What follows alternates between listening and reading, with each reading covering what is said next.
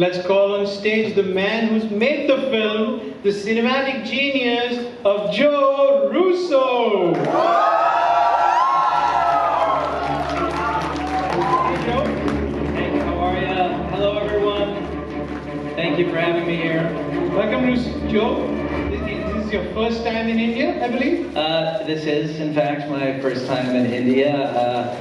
I just wanted everyone to know that this is the first stop on the press tour. We insisted on this being the first stop on the press tour because of the incredible response to Infinity War. And in fact, I got on the plane and came over here, and the movie's not even finished yet. That's how much this meant to us. So, we've been meaning to come to India for a long time. We've heard so many great things about the country, and more importantly, about the fans here. We love great Marvel fans. I met some Indian media last year during the promotion of Avengers Infinity War, and I promised some of them that we would be here for the next movie. So here we are. Great. So that's why I'm here. I wanted to thank you in person. You all have embraced the stories, you've loved the characters, laughed and cried with us, and for that we're incredibly appreciative. And of course, thank you to the media for supporting the films here. And honestly, for never spoiling them. And we're going to ask you once again, with Endgame, please don't spoil the movie. I think there are more secrets in Endgame than there were in Infinity War, so be respectful of the fans, and fans be respectful of other fans. And once you see this film, please don't tell them what's in it, let them experience it on their own. Our philosophy, my brother and I, is to take global stories which are universal in nature and present them in a locally relevant manner. Given that India plays host to a whole lot of different languages, we realize the importance of bringing our global stories to you in the language that you prefer. So the team here has been doing a brilliant job, I think, in translating the narratives and highlighting the local nuances while at the same time preserving the context of the films.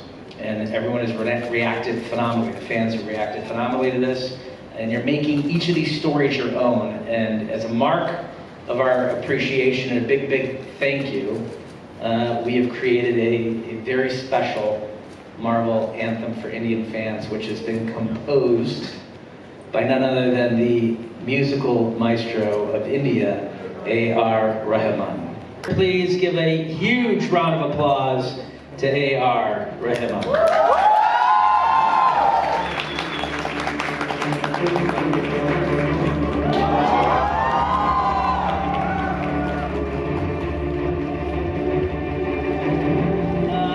This anthem is incredible.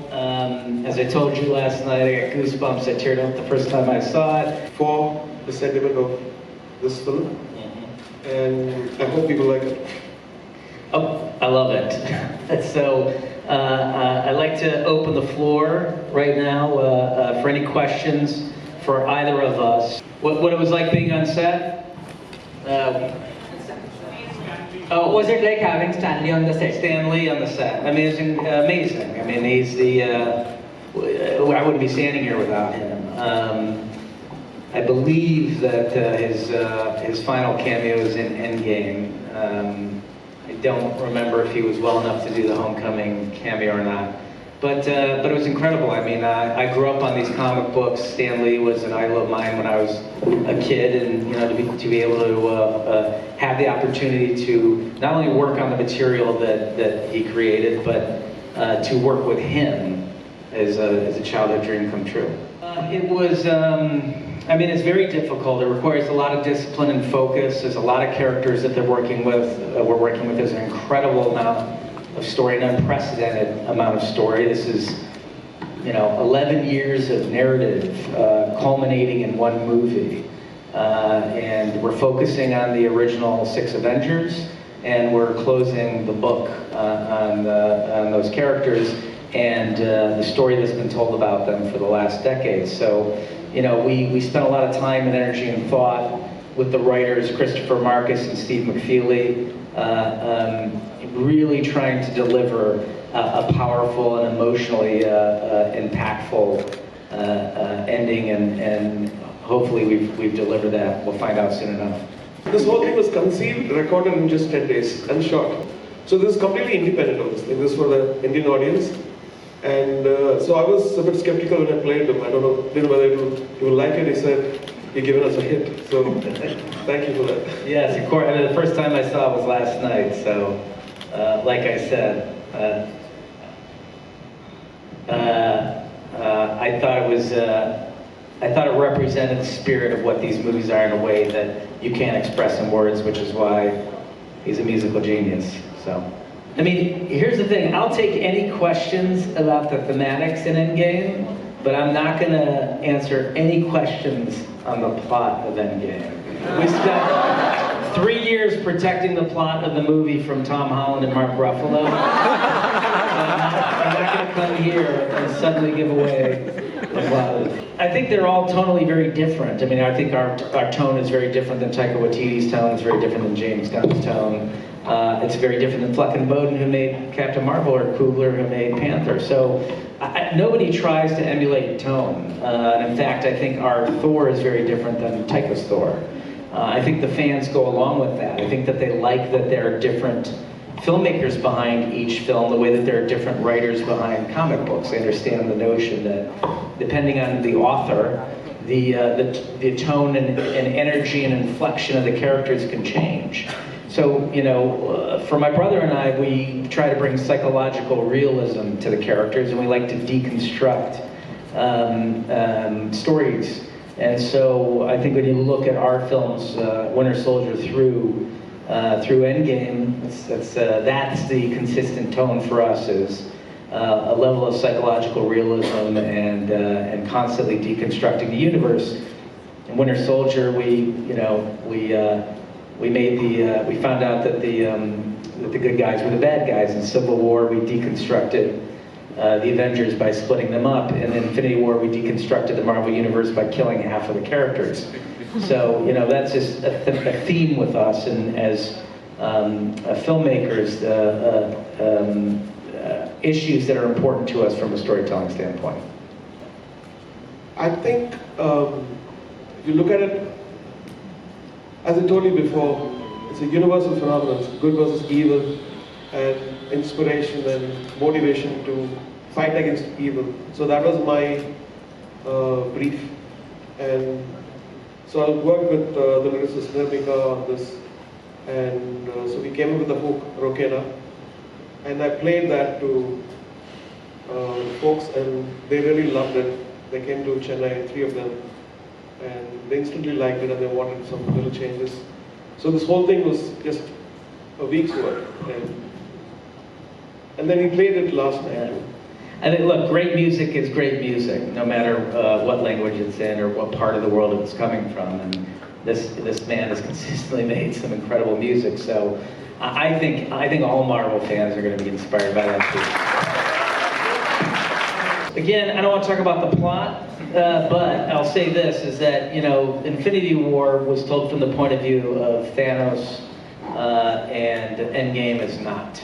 So take from that what you will. That's as much as I'll give you on that question.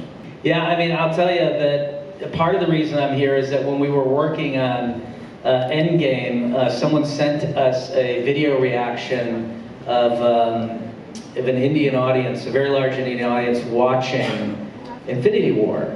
And the moment where Thor arrives in Wakanda to save the Avengers, it was deafening. It sounded like a football stadium, and we got the chills listening to it. And I'll tell you, Endgame was not it was not an easy movie to make. It was very, very difficult, very exhausting for my brother and I. And when we had our down moments, we would just pull out that video and listen to that reaction from that audience to Thor arriving in Wakanda, and it would lift our spirits, and we'd keep going. And so thank you very much from the bottom of my heart as a filmmaker for giving us that experience. My question to you, sir, is don't you think it's high time that we should have one superhero from India as well? If yes, then who can be the one? Picking a superhero from India? I mean, I think, listen, as they move forward, I don't run Marvel, but I'll tell you this, I do know, and I'm a fan and I'm watching, how diverse it is becoming. And I think that is the future of Marvel storytelling. This is global. As again, the reason I am here is that audiences around the world are reacting to these movies in a way that is profound, and I am certain that cultures are going to start seeing themselves represented on the screen and identifying with characters on the screen. So look forward to it. Joe, for you the question is that how true is it that you actually didn't let Tom Holland read the script so that he doesn't talk about it? How true is it? Because he keeps joking about it all the time, but is it really true that the script is not Tom given to Holland him? does not get the script. So it's true. Tom Holland gets his lines, and that's all he gets. Sometimes he doesn't even know who he's acting opposite of. We'll just, and we use like very vague terms to describe to him what is happening in the scene, because he just has a very difficult time keeping his mouth shut. How difficult is it to kind of sum up 10 years of cinema into one song in 10 days? I think my son is a bigger fan of Marvel than me. So I would go to reflect, I'll just play to him, what do you think? It's good, Daddy. So he was my, I would look at his eyes and find whether that we have the spirit. And thank you, Ami.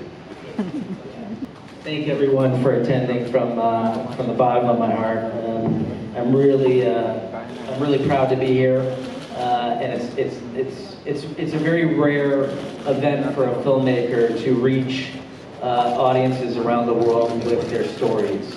And it's profound for my brother and I to have such global stories to tell and to be welcomed in the way that we've been welcomed. So I really, really want to do one more round of applause for AR. An incredible piece he made for us. It's going to be online everywhere. We're going to post it on our social media. I'm going to forward it on to Robert Downey and ask him to post it as well. And we want people all over the world listening to the song. So thank you all again.